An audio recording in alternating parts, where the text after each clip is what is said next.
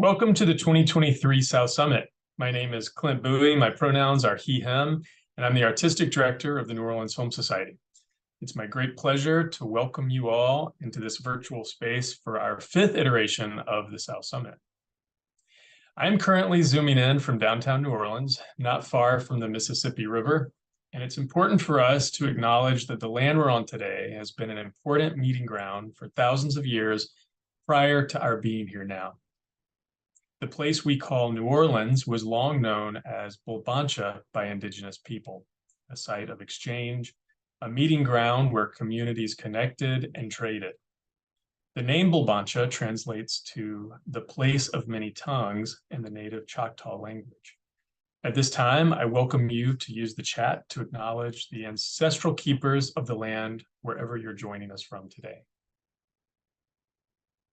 When we began dreaming up South Summit several years ago, it was of a desire for a more connected regional community, more attention and more resources for the artists who root themselves here, and for more collaborative and enduring film communities. And it was in the hope of yielding more complex stories about the contemporary South, diverse and infinite narratives that disrupt and subvert what popular culture believes about this region. Our wish was, and continues to be, that the South Summit Conference would become a sheltering and welcoming space for dialogue between Southern filmmakers and the ecosystem that supports them. This is our fifth South Summit, and as in years past, we will follow the conference with a formal report. You can access the reports from 2018, 2019, 2021, and 2022 on our website, neworleansfilmsociety.org. You can also access on our Medium page, neworleansfilm.medium.com, the 4 essays and provocations that we commissioned for this year's summit. And in case you missed the 2020-21 or 2022 summits, which, like this year, are entirely virtual, you can check out recordings of them on our YouTube page. This year's South Summit received generous support from Just Films, part of the Ford Foundation's Creativity and Free Expression program, the National Endowment for the Arts, and ITVS. We are so grateful for their support of this program and of artists who choose to live and work in the South.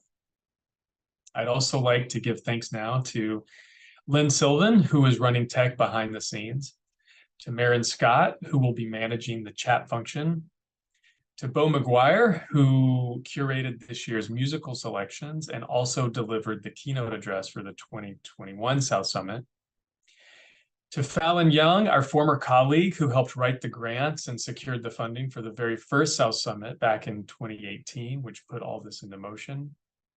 And of course, to my colleague, Zuri Obi, who has been the chief architect of programming for this year's South Summit.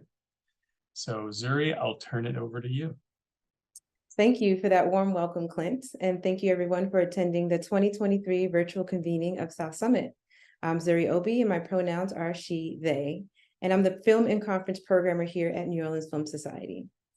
South Summit is an annual convening of local, regional, and national media makers and arts administrators, intended to seed conversation and action around resourcing, amplifying, storytelling through film and media. Our theme for the 5th annual convening is South is Sanctuary, and as a South-bred and South-based artist myself, I wanted to extend space to my fellow filmmakers, artists, and art administrators to deeply reflect on what it means to call the American South home. And to set that tone, I've invited Elaine McMillion Sheldon, Oscar-nominated filmmaker who was raised in West Virginia. Currently living in Tennessee, she still calls the South home and her sanctuary. It is an honor to introduce our keynote speaker, award-winning documentary filmmaker, Elaine McMillion Sheldon, who will kick us off with South Summit's 2023 with a wild, moving, and inspiring essay. Thank you. Thank you so much for having me. I'm honored to be here to join you guys today. I have great respect for the New Orleans Film Society, which I think is a model for our thriving film community here in the South and creates powerful work and supports new talent, and also proves that generosity and success are not mutually exclusive. So before I fully dive in, I want to give a brief sketch of my life so that you know where I'm coming from, both literally and psychologically. I was born in Abingdon, Virginia, but grew up mostly in the coal fields of Logan, West Virginia, and then later in Elkview, West Virginia. I come from 4 generations of coal miners. That's not a novel fact where I'm from, but I've come to learn that people from elsewhere find that quite unusual. The people in my family work jobs that few people want to. My great uncles tell tall tales, my pawpaw plays the fiddle by ear, and my great aunts grow corn and beans that they can for the winter. This is a slightly romanticized view of my family and the cultures that have defined our mountain life are as the cultures that have defined our mountain life are dwindling. Our communities have been convinced to trade what has fed and sustained us for cheap goods from the Dollar General and encouraged our young people to leave and never return. Depression rates are high, educational opportunities are low. My elders have no one to teach their traditions to. Within my own family exists the pride and pain that I feel as an Appalachian. But this is not a new story. It's been occurring since before my time. I'm just a product of it. I was one of those kids that, matter of fact, I don't remember a time as a kid when I didn't want to be Oprah in Chicago or Katie Couric in New York City. For me, the journey was DC in 2009, New Orleans in 2010, Boston 2010 to 2013. And then since then, I've been swinging around the South and Appalachia when I finished my MFA at Emerson College. So 10 years of swinging through Virginia, West Virginia, and Tennessee. And since 2020, I've found myself here in Knoxville, Tennessee, where I make life and work with my partner, an immensely talented cinematographer who shot King Cole, which I'll talk about today, and our child. When I graduated from West Virginia University, I left Appalachia and the South for opportunities, and I continue to return for opportunities. It's funny how that word works. It forces us to constantly reposition our values because adults will tell you to leave, and then your own adult mind later might tell you to stay. This place is my sanctuary, but it's not one place, and it's not always easy to find. It comes to me in moments. It's the deep blue hues of the Smoky Mountains silhouetted against the sky and fog.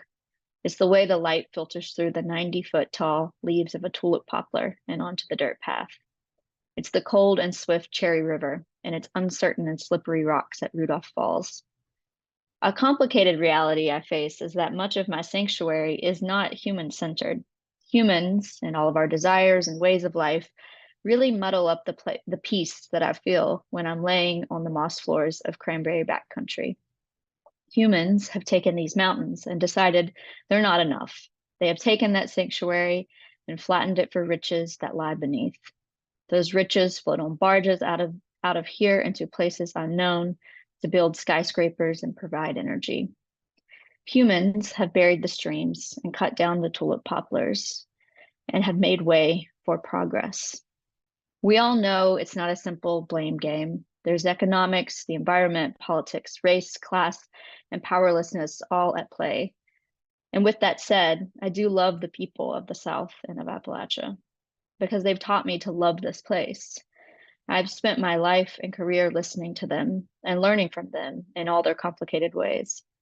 On most days, I feel like an insider and outsider.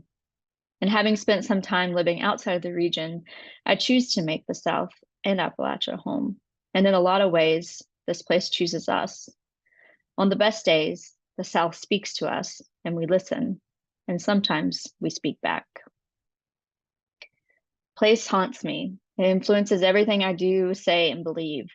It haunts me because it's dynamic, changing, nuanced. It's an impossible idea to hang on to because place doesn't belong to us.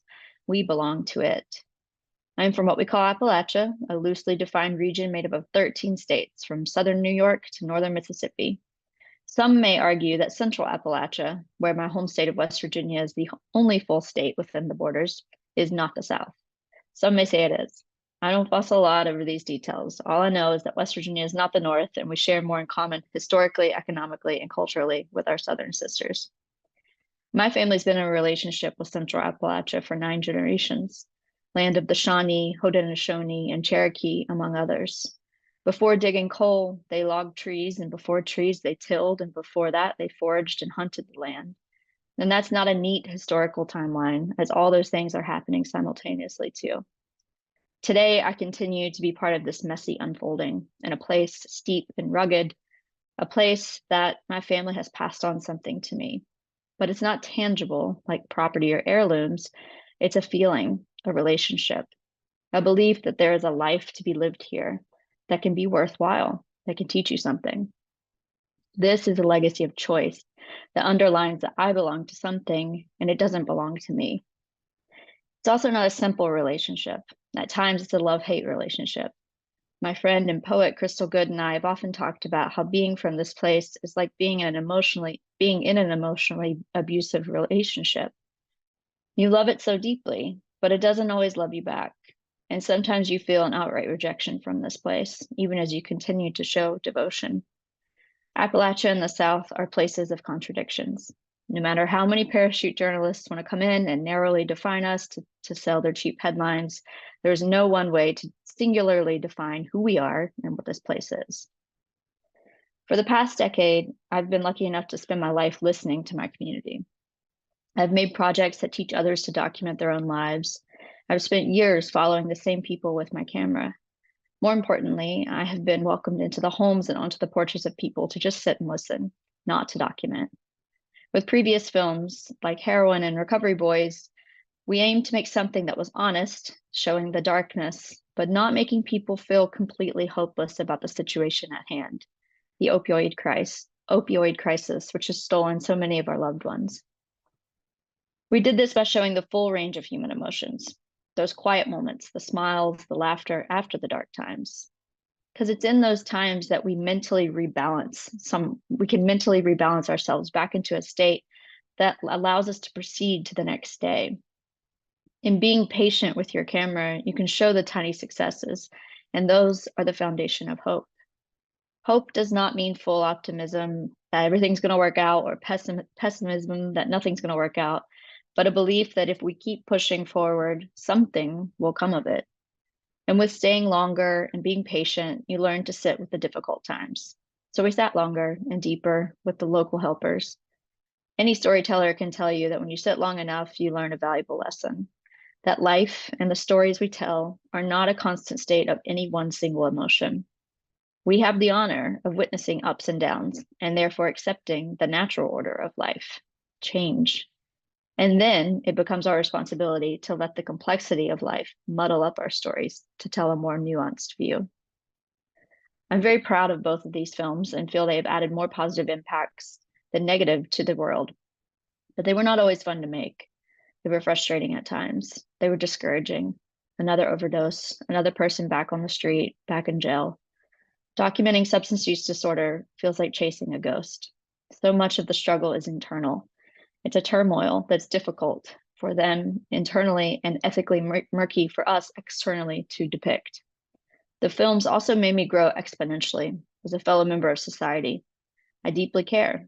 I want to see these films be used for change in all of its complicated forms, grassroots change, custom fit for communities in need, not just one prescriptive solution.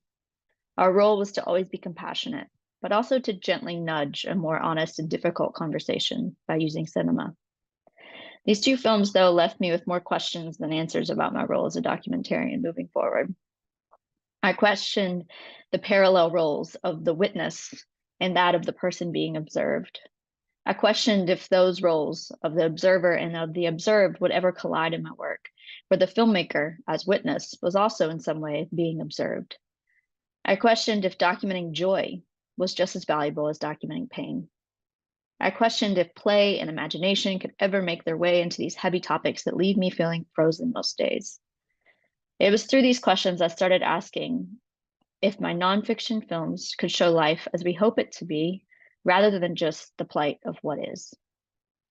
Speaking of what is, coal has been king in Central Appalachia for over 100 years. The resource rules everything. And this is the starting point of my latest film, King Coal.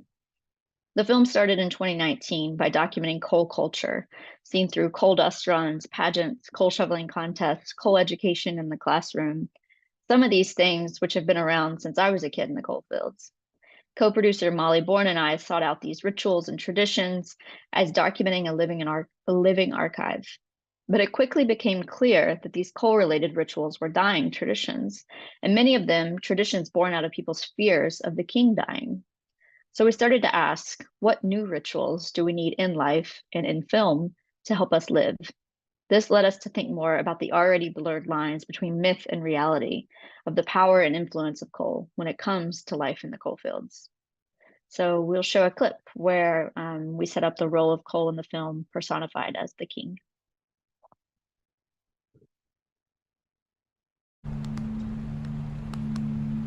The king owns everything. The land, the coal, are ours. Truth is, the king isn't alive today, not like he was. But he's not dead, either. I guess you could say he's a ghost.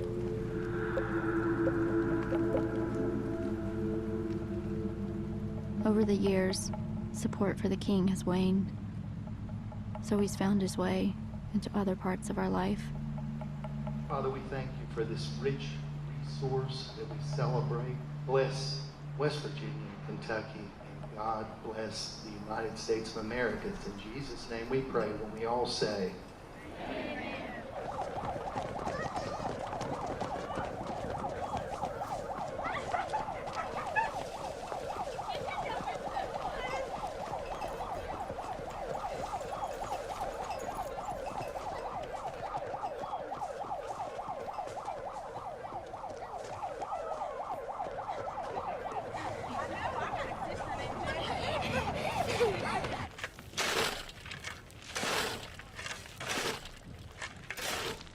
For nearly a century, we've been told this place is nothing without a king.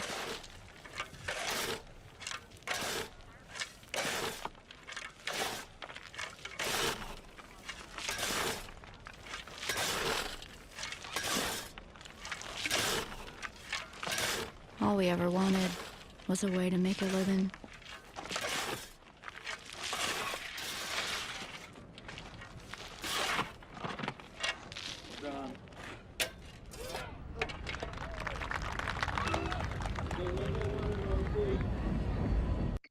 But documenting coal culture wasn't enough. It was the seed for the film, but not the flower. The idea the seed needed patience and time, and needed nurturing. Oftentimes, our first ideas are too obvious, but this process of germinating is not a passive experience. It's one you lose sleep over, watering it daily, through sitting down and forcing myself to write, through digging through archives, through relearning my own history and seeing the blind spots, and through letting go of what was acceptable in documentary and making room for anything else. So I looked to other traditions, poetry, folklore, magical realism, ghost stories, fables, dance, and movement, the land itself, sound art, a percussive score, among many other cinematic tools to help guide the final language of the film. In fables and fairy tales, I started observing the techniques used to progress plot and story, where the magical is metaphorical, where materials are strange, hair is made of memories, supernatural experiences are plot twists, a dead horse head speaks, objects hold power, a bed can walk and swim, where ghosts are real and dreams hold power, stories that are mischievous, that have desires and low points where the person feels it can not go on any longer, and journeys with strangers that lead them astray, but towards the goal. Some of these techniques might seem very far from nonfiction, but for the purposes of play, we just began to allow ourselves to think of coal in a way removed from our highly divisive and politicized view of it, and more into the way a fable might frame it as the specter of coal. It was through these playful questions I started asking what would happen if a film models life as we want it to be in the coal fields and less as it is. It was our ultimate belief and mantra for the film, as my producer Shane Boris has expressed, that in order to tell a new story, we had to tell it in a new way. Ultimately, the entire film exhibits care work, and the final scene, in which we staged funeral for King Cole himself, is a moment to grieve, a moment created for the film, but a very authentic and real experience for those who participated and brought their own eulogies. It represents the best of the hybrid form in our eyes, a staged moment where nonfiction can occur, but otherwise wouldn't. A real and true impact, not after the fact, but during the filming. Through hybrid filmmaking, we could explore and co-create the real and imagined rituals in the kingdom. And through ritual, we can learn how to move on. The film itself resists being a tour of despair. It resists just showing you the oddities and laughing, but instead digs deeper into the why. The coalfields have long been seen as having reached their end, but it's a lack of imagination that is our true crisis. It's standing in the way of who and what we can become beyond coal. Leaders and coal barons, sometimes one and the same, stay in power as long as we lack the agency to tell our own stories. The film also models, in ways, what civil discourse can look like. It requires a recognition of the pain and sorrow and the beauty and hope. It recognizes the mistakes of the past, but allows us to free ourselves from fatalism and believing that our history is the only thing that determines our future. The film partially centers the experience of two girls, Lainey Marsh and Gabby Wilson, who are non-actors, West Virginia kids with coal ties in their family. We cast them at local dance studios, and they represent in many ways what it's like to be a kid in the coal fields, while also allowing us a new entry through humor, new life, and irony into this old story of extraction. Through them, we are left to ask, what is left for them in the region? In the end, I learned that I needed to break open my ways of working, of relearning how to tell stories, how to add more play into my nonfiction, to get to a deeper, more internal truth, beyond an observed truth. My community is in need of grieving as a way of moving through the loss and processing the impact coal has had on us. But I also was in need of this. I used this film as a way to grieve with my community and family. Plenty of films have reckoned with the past, but what about now? Who is dreaming for today, for the future? What will be the next story? The imprint of coal will be with us forever. Like the coral and the limestone, our souls are rippled with the presence of it. There's more jobs to be had at fast food and Walmart today than in the coal mines, but we're holding out hope for a return, because to wish for anything new is to be anti-coal in Appalachia. This robs the people of their dignity to survive and of their greatest resource, their imagination. I want this film to make way for our dreams of what's next. So let's take a look at the next clip.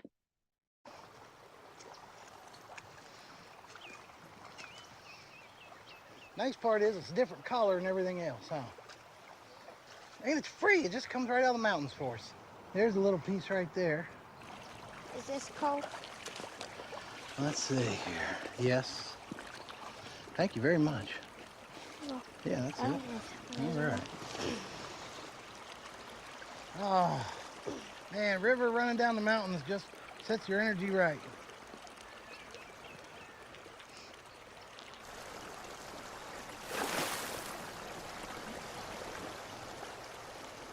They call it the resource curse, you know? The value of this place, measured only by the ton.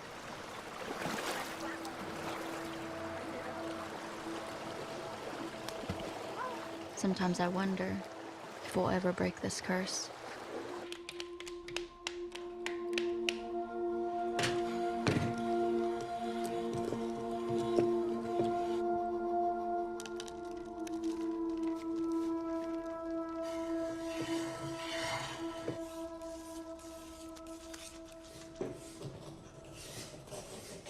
These days, we no longer all believe in the king's powers. So we look for other ways we can be proud.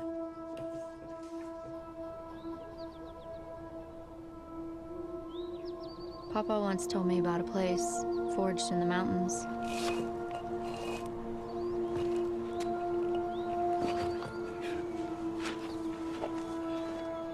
Where all stories are kept safe. Until the day when they can be heard again.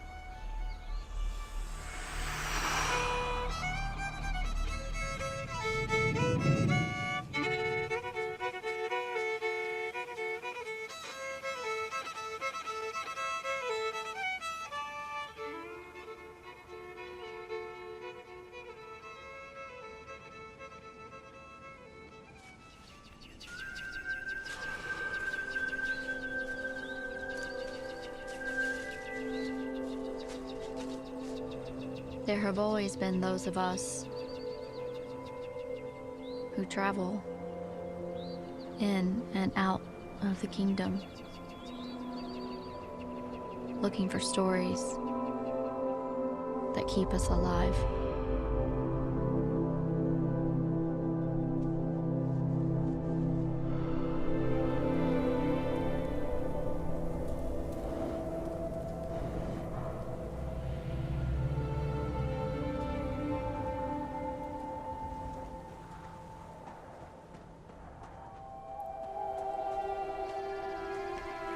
More than any other film I've ever made, this film was an incredible collaboration. The contributions of our talented and bold team made this film, which was once just a dream, a reality.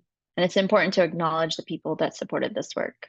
Producers Shane Boris, Diane Becker, and Peggy Drexler, co-producer Molly Bourne, director of photography and co-producer Curran Sheldon, editor Eva Radovojevich, associate producers Clara Hazlett and Elijah Stevens, composer Babak Lotfufor, sound recordist Billy Werasnik, breath artist Shodike, contributing writers Logan Hill and Heather Hanna, who blew us away with her poetry at the final funeral scene, and executive producers Heather Baldry and Catherine Drexler.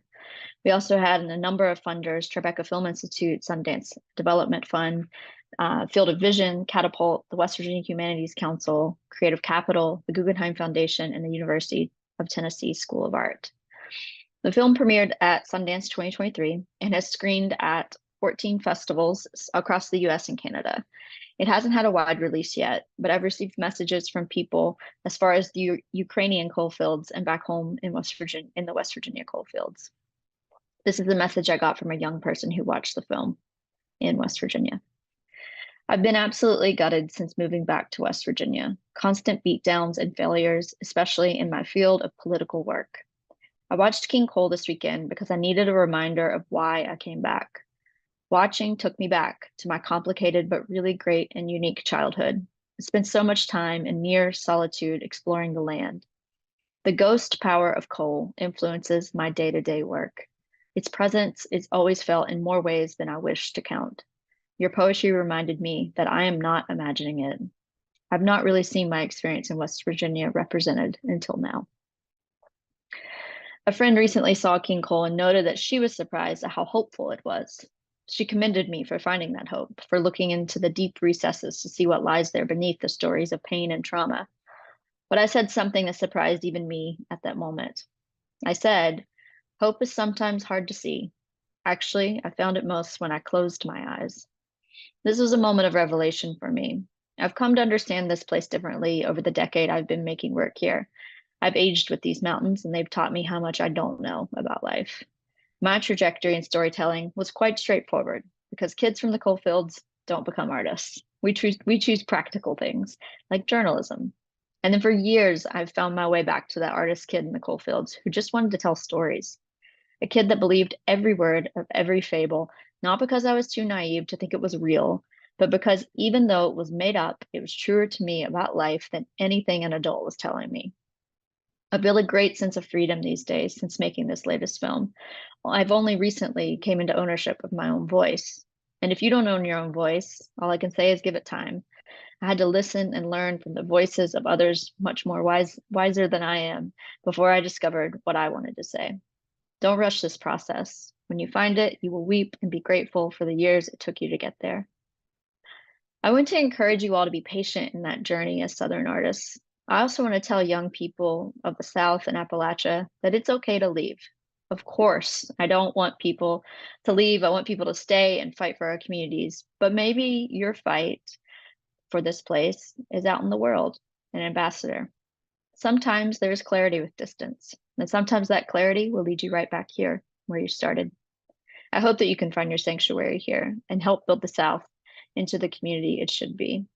But as both an insider and outsider, someone who has left and returned, I can tell you that there are seasons in our life where we are most useful here or there, and that we carry this place with us wherever we go. But the South of the future should not be our burden. It should be our blessing, something we choose, carrying what serves us and leaving behind and reconciling what has been damaging. I'm really excited for new Southern storytellers, telling stories that aren't like mine at all, telling stories that are about fluctuation, right? I am in favor of less romanticism and more honesty, even if that means we use fiction and our nonfiction to tell the truth. And I encourage us all to ponder what our stories can do beyond documenting what we can see, but instead to mourn, celebrate, and imagine, to create the world we want to see. I encourage you to ask what role your visions and dreams play in our Southern cinema. We so often dream of having impact with our films. We make these films and then we wait for that change to come. We push and we often don't see the results. But what if the making of the film itself could be part of our impact? What if the film in process as a ritual could bring us together before it's even finished? I encourage you, as my editor Eva did for me, to find the one question you seek to answer with your story. My question, who are we without a king? It's an unanswerable question at this moment, but a call I sent out through the hills, and I patiently await the responses. Thank you. Thank you again for offering that stunning and honest portrait of your home and your sanctuary. We have a lot to get into, so let's move into our Q&A section where we'll get to know you better and your hometown and this film can Cole. So yeah, your essay and your film, they have strong, like a very strong visual sense of place, like through your words and through some of the scenes in your film. You know, you get a sense of the mountains, the trees, the river, the winds. It's very just a beautiful, peaceful slice of West Virginia. I'm wondering how much of these natural environments shaped your early childhood and just your core as a Southerner, since they show up so much in your work. You know, how much of the natural environment of West Virginia just influenced you as a Southerner? Yeah. I mean, I can't sort of separate my experience growing up and living today from the natural environment. So to me, it's just as much of a character, like rather than a backdrop. You know, to me, it plays a role in how I feel every day, what I feel connected to. Watching the seasons pass was something that I, have done since I was a kid, and that's important to me. And being with my grandma in her garden, like learning all these things that were just simple and free, that didn't require you to own your own land or to have money to do. I just feel like I was really lucky to be a kid that grew up in the wilds. Even if I myself didn't live in those wilds, I could access them. And so it's a huge part of not just my childhood, but today too. So, and I think communicating that, not just the beauty, but how it's not just a backdrop, how it also plays a role in our identity is important.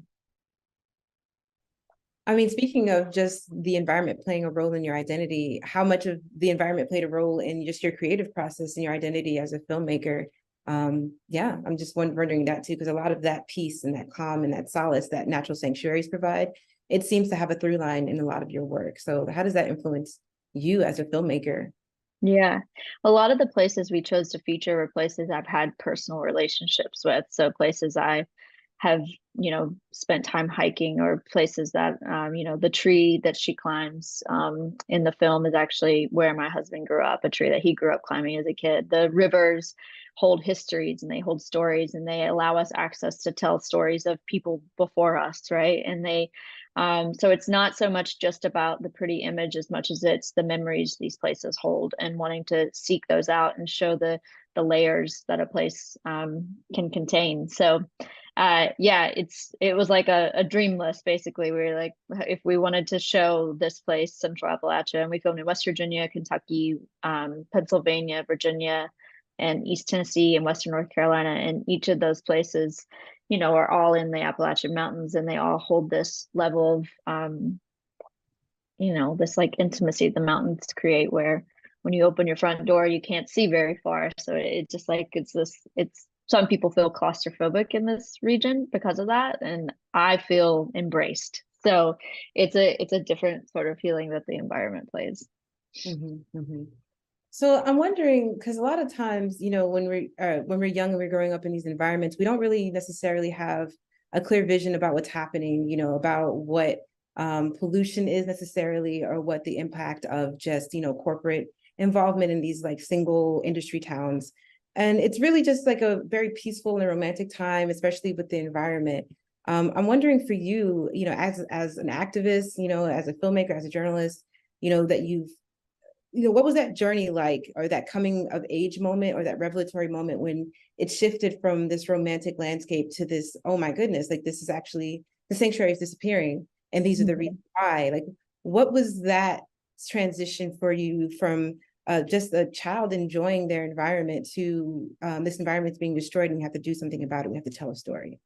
Yeah, I think as a kid, I didn't understand, like you said, it's just like something's changing and I don't understand why. I don't understand the forces. Like I remember growing up in Logan, floods were a very common occurrence, and I didn't understand the impact that mining had on why our towns were being washed away. You have a mountain that's being flattened and no roots holding up the trees that stop the sedimentation from coming down. And so whole towns would experience flooding that was really extreme, even historical floods like the Buffalo Creek disaster. Like, I don't really think I really understood as a kid the how that wasn't solely just the natural world, right? That there was a human impact on that. I do remember my grandpa, who's in the film, my papa, he, from the earliest memory I have, being really upset about clear cutting. It's something that he just like can't stomach. He grew up logging with horses, and so has the belief that an entire forest could raise a family for generations, that you don't take the whole forest, and that you take, you harvest very select. And so I knew that pretty early on, that was a practice that was not something that we should be proud of, but that was done rarely, very regularly.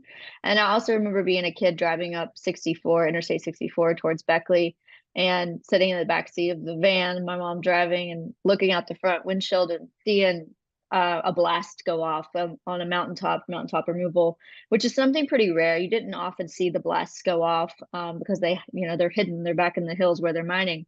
But you can see sort of the plateaus along 64 where the mining has occurred. And so you notice it because it's these green mountains, and all of a sudden it's almost like you went out west and you're like in these plateaus, these rocky plateaus where the mountain has been stripped. And I remember seeing the dust rise from that and pointing at it and just being like, what is going on? Like that was such a violent thing to see. And I don't know what age I was, but I don't think I really put all these things together, that this was the job my dad did, and it's the job my family did, and they could also be the same people that want to preserve their land. And it's such a complicated reality that honestly I'm still working through it. And I think with this film I'm still working through it. So but I think leaving this place helped me understand it in a different way, so I could take those personal experiences and contextualize them. Yeah. Yeah, I'm just trying to imagine what it would be like just to be young and just all of a sudden see this huge blast, out of the mountain and not really have an explanation for it, right? And then, in the absence of an adult explanation, inventing these like almost these magical realist folklorist kind of reasons why they're happening on the way to actually realizing, and putting truth to these folklores. Yeah. Yeah. But the explanation was it's a job, right? And so that wasn't enough as a kid. You were just like, there's got to be more to why we would do that, right? And the adult explanation that it was just economics was too simplified even for a child, where you're like, there's got to be something going on here. We can't, yeah.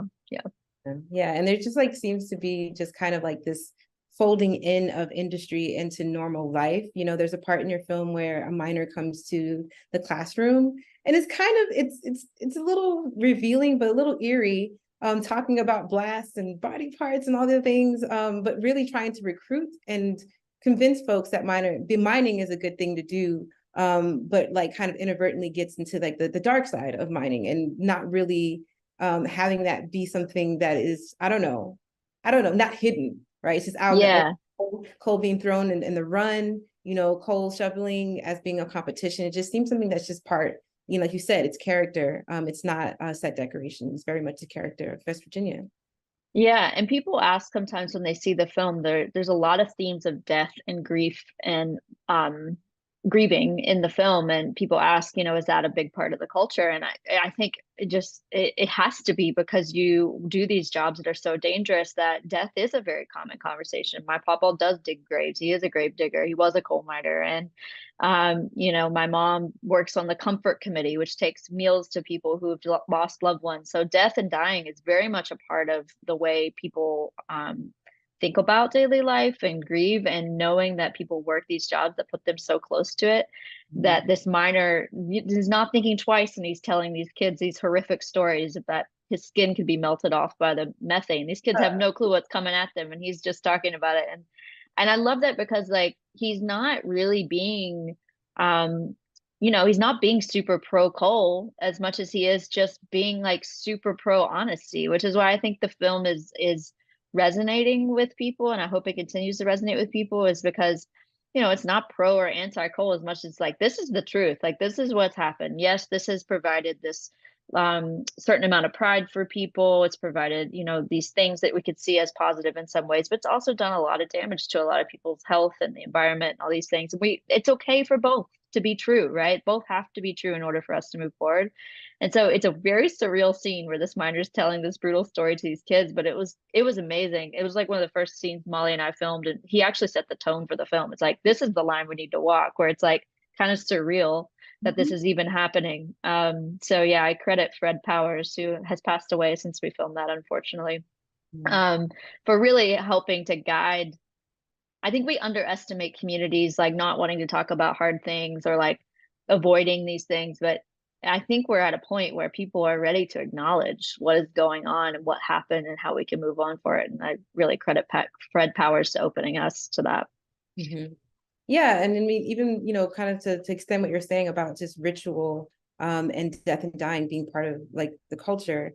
I know in our talks we mentioned about the importance of ritual in culture and the importance of ritual in moving on, right? This idea that we have to kind of go through these rites and passages and rituals to pack up what we thought we knew, to make space for what we need to know, to make space for new imagination. And in the end of your film, you staged in a funeral, really, for King Cole. I'll let you talk about it, but why was that so important for you? This kind of putting an end or beginning, really, right, to this the reign of Cole over the town. This idea of the funeral being the actual beginning of the healing. Well, why was that so important to include that? And what was that experience like to bring the town into making that scene with you? Yeah, well, I think the film risks lacking grounding in moments like that. And so what was really important is that we grounded this into, this is the historical way that people understood losing something that was important to them. They did these burial rituals, they gathered on the hill, they gave their eulogies, and that was their way of closing a chapter. And so the film in many ways is meant to close a chapter, to help people close a chapter, to give them permission to do so.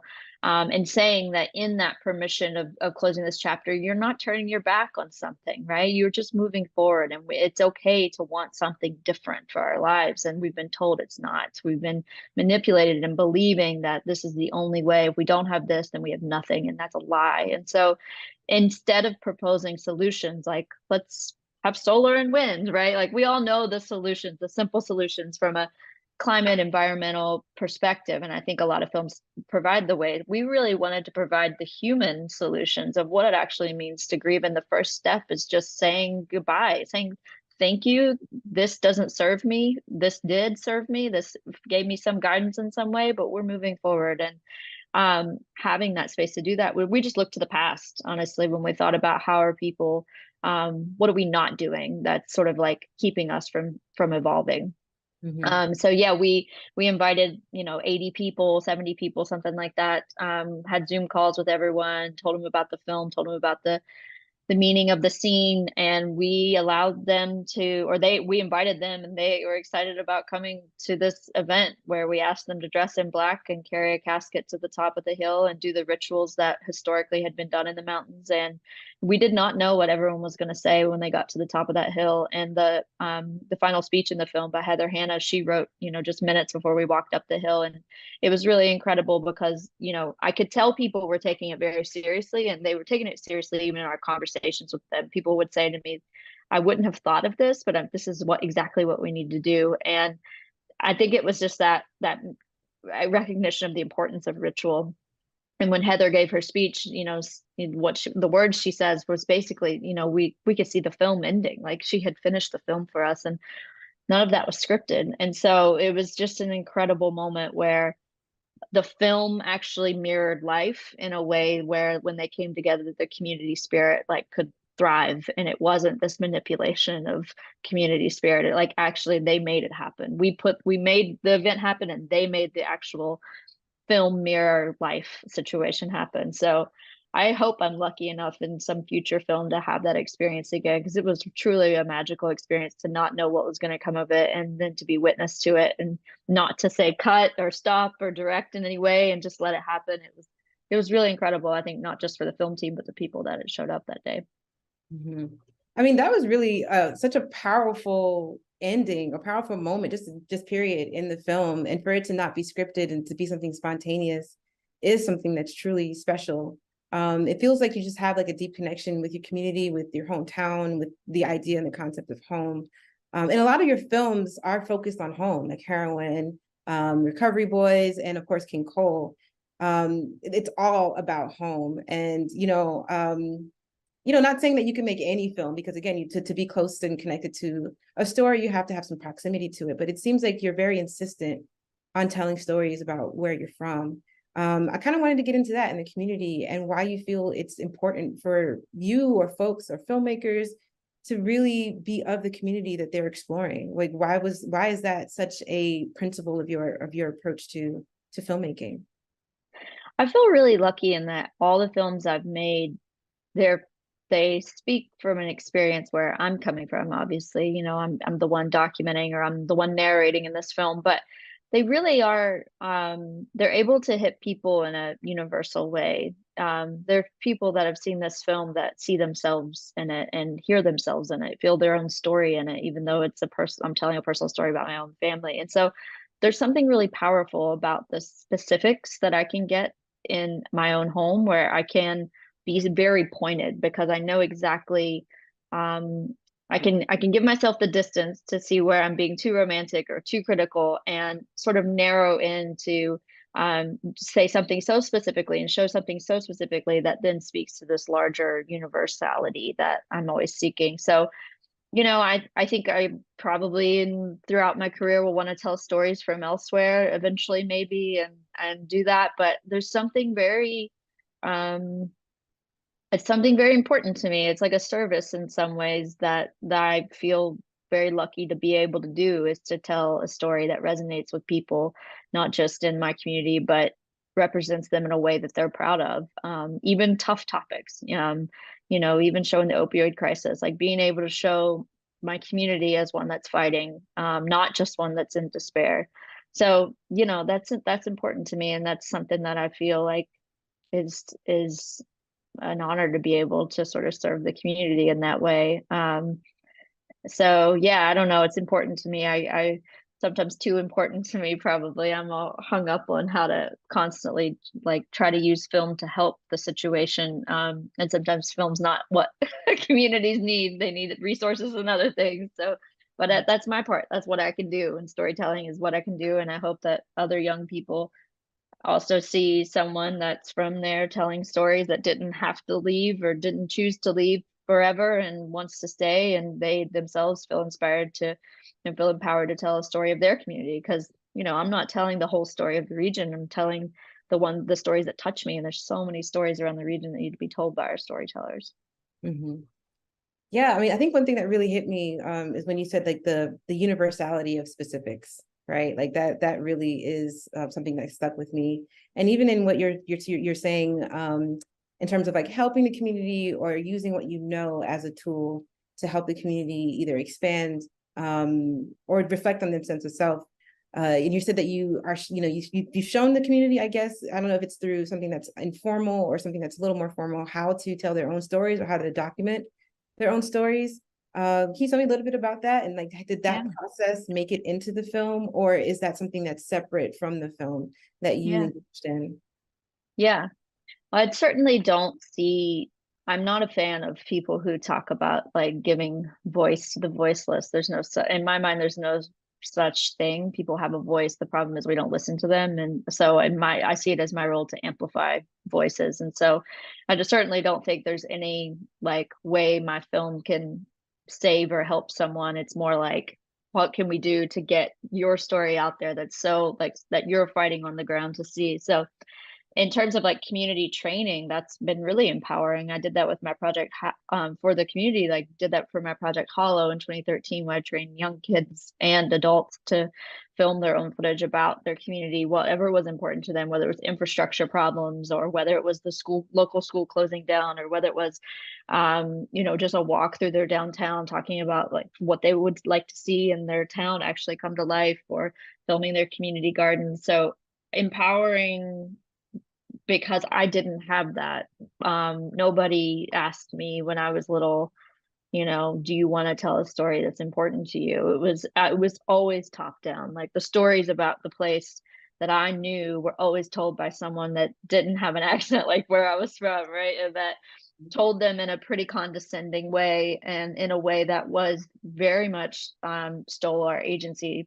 And so I think stories and media is powerful. And if we can somehow flip the switch a little bit and like put the power back in the hands of the people who are the closest to the stories, that's an incredible thing to be able to do. So with For King Cole, our collaborations were mostly through writing and commissioning different people to help us work on the film. But with Hollow, a lot of it was community generated content, and we did training workshops with young and old. So yeah, it's been an important part of previous work that I've done. Yeah, I mean, I was just like, I can imagine being young and having a camera in my hand and being like, yo, you can tell a story. It doesn't matter what story it is, as long as it's authentic and it's true. Yeah. You know, and of course, that's not going to solve like, you know, nuclear fallout or some of these like kind of things that are happening in our environment. But it does help you just feel a little more alive and more installed in reality and in the moment, instead of being just, I don't know, just experiencing it or just letting it happen to you. You're able to participate in reality. So that is really powerful. Right. Yeah. And it's a mirror in some ways, you know, we all need to see ourselves. Like almost like a self-constructed mirror that is informed and a little more nuanced than, you know, what we're being told about ourselves in terms of our community or what's happening and how we should feel about an industry. Although it's kind of clear, right? We feel like we should be pushing out these industries that are diminishing our sanctuaries. They're really important, and they provide economic stability and just, you know, baseball teams and schools and all these things for these towns. So it is complicated, and it's not something that folks can just, you know, censure, and it's not something that you can always just accept. There's a nuance to that, and that comes out through storytelling. So yeah, and I guess like speaking on that vein, you know, you were talking about this nuance, this kind of tension between loyalty and truth, and having that for a time at least be resolved into silence. And this film just invariably shatters that silence. You know, it's not really prescriptive, it's not like taking sides, but it does not shatter a silence, but open up space for dialogue and to discuss the complicated reality. So I'm wondering just how, you know, with your community and being so just installed and connected with your community, how have they been responding to this film? How has local industry has been responding to this film? Has your family, you know, like what's been the reception of this film from the miners and the folks that you know and closest to, and especially the folks that have the highest stakes in staying the coal industry? Yeah, so I don't know of any industry that I've seen it. It hasn't been widely distributed yet, but I've had minors see it within my family and outside my family, people that work in the industry. And I think there's just an appreciation for the recognition of both that pain and beauty. That there is something that they haven't wasted their lives doing something, which I feel like is what they're made to feel right now. And a recognition that this has done certain things for the community and it's not served us in other ways, and that honesty I think has really resonated with people, and it's hit quite an emotional. I mean, we've had minors really quite emotional after they've seen the film, because it puts everything into the picture, right? We're using archive, we're pulling you back to the 30s, we're pulling you to the contemporary, and it's this full picture of sort of this pain, and it's all laid out right there. And it's not always an easy watch, but I think people appreciate that we don't just list the tragedies, that we show life that exists among those. And so far so good. And we'll have our West Virginia premiere and hopefully July 8th we're planning, and we'll invite a ton of people and get more feedback in that way. But so far it's been like, it's pretty incredible, like how people understand. I was worried about this sort of fable-esque part of the documentary where people think this is too fluffy or like this is like the wrong approach.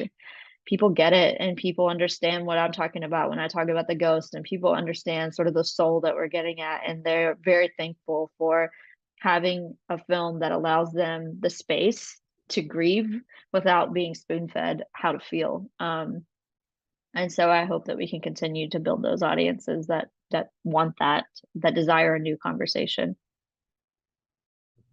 Yeah, it's like you can get accolades and awards and recognitions worldwide, but if you don't get it at home, it kind of hits different. So that's really just special that the folks that are closer to you are seeing that you're speaking an authentic language. And I think it's because, I mean, more so because you're family, right? There's no one can like really talk and see you in all your beauty, all your immensity, all the lacking, and all the potential than family. So that feels like it speaks to kind of like the film being a family conversation, and it does feel personal and intimate.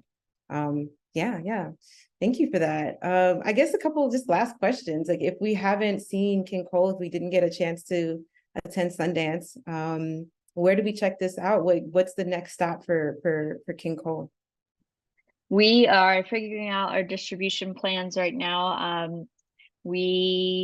would say hoping for a theatrical sometime in the fall, going through community screenings in the fall, and then a broadcast next year. So I can give more specifics as we tie down those details we have an Instagram that will be announcing all those dates, and a newsletter we'll be sending all those dates too. So like everything is still getting worked out and figured out, but certainly will be available in the South and in the region definitely before the end of the year. Nice. And where can we check out your other work? You know, you have Recovery Boys and Heroin. Where can Recovery Boys and Heroin are both on Netflix, and I have a film called Tutwiler that's on Frontline PBS, but most of my work is on my website, which is just ElaineMcMillionSheldon.com. Perfect.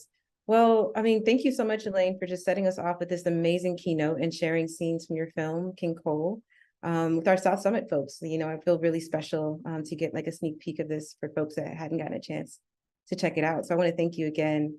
And with that, we're going to move into our first music break, followed by Living on the Fence Line, an essay reading by Louisiana filmmaker Lo Jackson, who will reflect on the impact of refineries on the future of their beloved hometown of Araby.